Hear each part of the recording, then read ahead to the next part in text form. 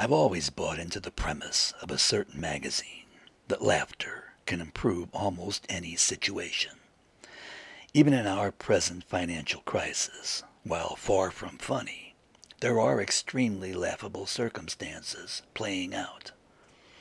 I myself have been making fun of the term expert for many years now, and the reason I started doing so was that every time I heard an expert expounding on their area of expertise, I was receiving no more than simple information or advice that my common sense had already supplied me with.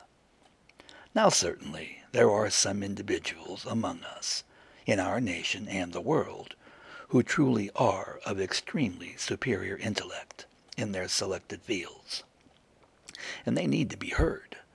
But just as certainly, and you can bet your remaining investment portfolio on this, there are many people labeled experts by government officials and their media lackeys who are no more intelligent than you are.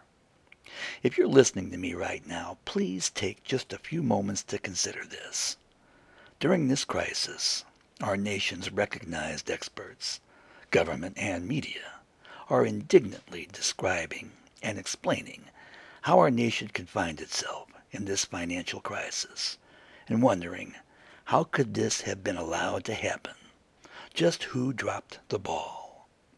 And in all their dramatic observations in explaining where blame must be laid for the crisis, they are paraphrasing a great deal of opinions and warnings, predicting that dire consequences were on the horizon for our country, made by internet bloggers.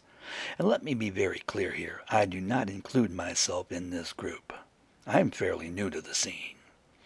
These predictions came from ordinary people who used common sense to figure out that something was terribly wrong in our financial foundation and tried to warn people.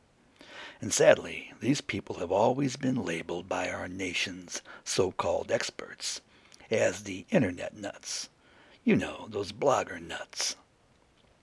And so I ask our brain trust in government and the brain trust of the media, you know, our self-professed nation's intelligentsia, are you really smarter than the people you label internet nuts? I'm sorry, I don't see any evidence that you are, or even that you have expertise. All I see are well-spoken, polished, talking heads who won't rock the boat because you all realize that your livelihoods all depend on each other, and nothing can get in the way of that, not even the truth.